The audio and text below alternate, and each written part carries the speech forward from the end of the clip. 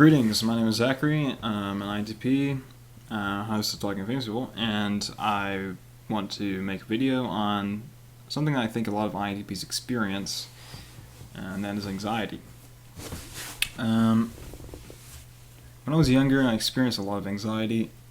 I would barely go to the grocery store on my own, and having completely overcome a lot of the feelings that I maintained from that period of time, but I think now I have a different perspective on them, and I've developed different ways in how I can deal with them effectively. So I want to elucidate some of those thoughts, some of those ways I deal with it, and perhaps my insights can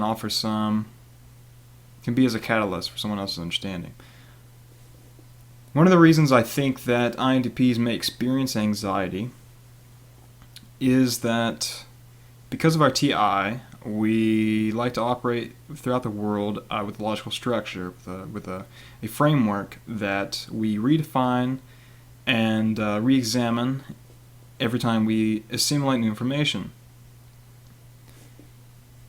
It just so happens that being exposed to new environments, new situations, causes us to have to assimilate a lot of information once, and sometimes it can be overwhelming, stressful. We tend to like to avoid situations, new social situations, things like that, because we have a hard time dealing with it because of this overload of information. I guess the important thing to realize is that you're always going to be able to adapt. Regardless of the social interaction, we have INI and FE in our function stack, and these are two very good ways of being able to properly respond in conversation, properly respond to social cues, and the like. It just requires some development. Or some of the ways I think you can develop those functions is to just reflect on them. The best way to do it is just practice. Go out with friends. Anytime they ask you to go out, even if you don't want to, if you really want to improve, you may not even want to improve your social ability. But know that improving your social ability is going to help you alleviate some of this anxiety and stress about this new social situations. So I think the opportunity to go out with friends and engage in these social interactions that you may normally find uncomfortable is a good way to develop your INI and your FE.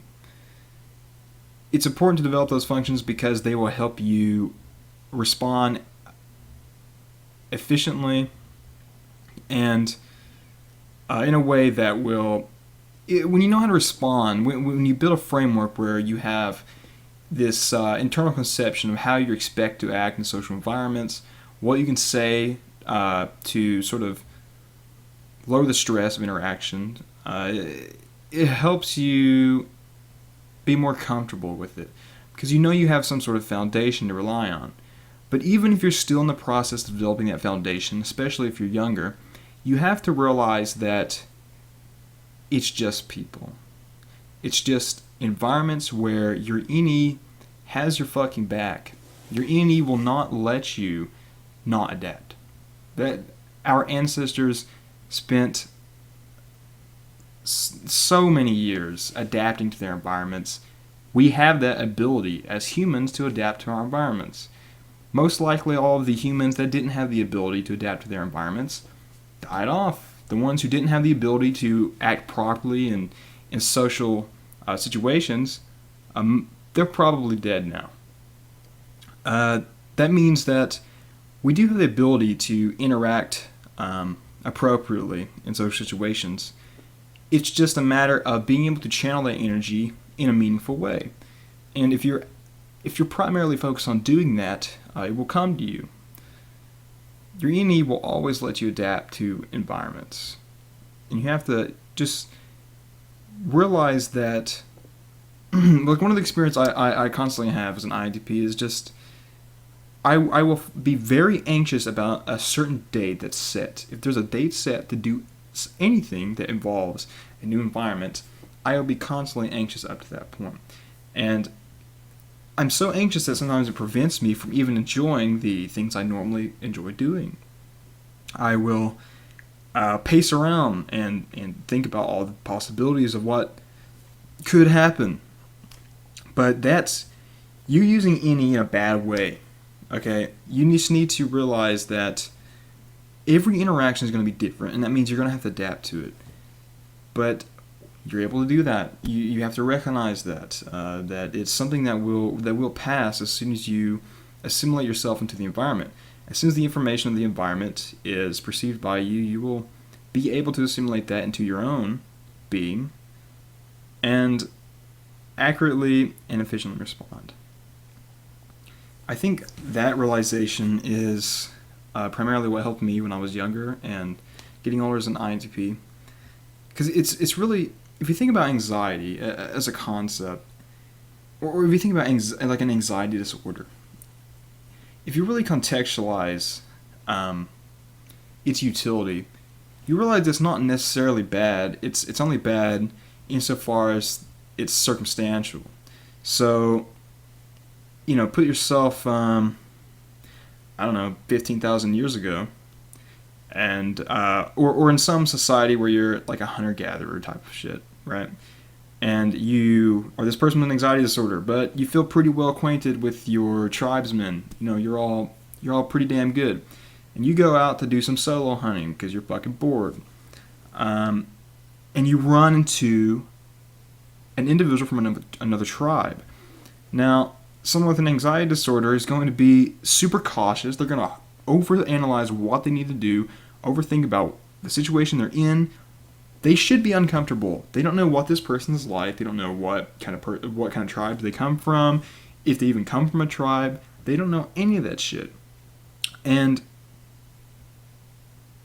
in doing that, or knowing that, being anxious in that environment is beneficial. Now let's take an example that's not 15,000 years in the past. What about writing an essay? You have to write an essay or an assignment for college or something.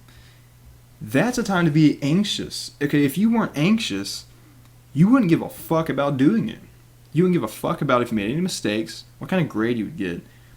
You experience anxiety because it shows you that this thing is meaningful. And when you identify something as meaningful, it helps you achieve the best outcome possible because you want it to go well. So if you look at your anxiety not as some sort of Achilles heel to your own ontology, but as a catalyst to be the best you available.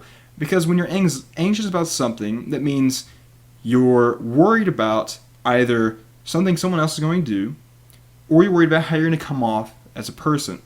You can control the latter. You can completely control how you come off. And the fact that you're anxious about that shows that you care about yourself, that you care about you and how you relate to your environment. Now, the former, caring about how someone else is going to act, that's always going to be there. Who fucking knows what another person's going to do?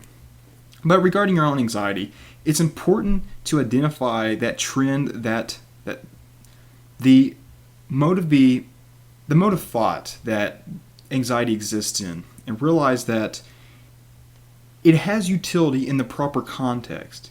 It's not a matter of it being intrinsically bad or an evil influence. It's a matter that it's only bad in the wrong circumstance.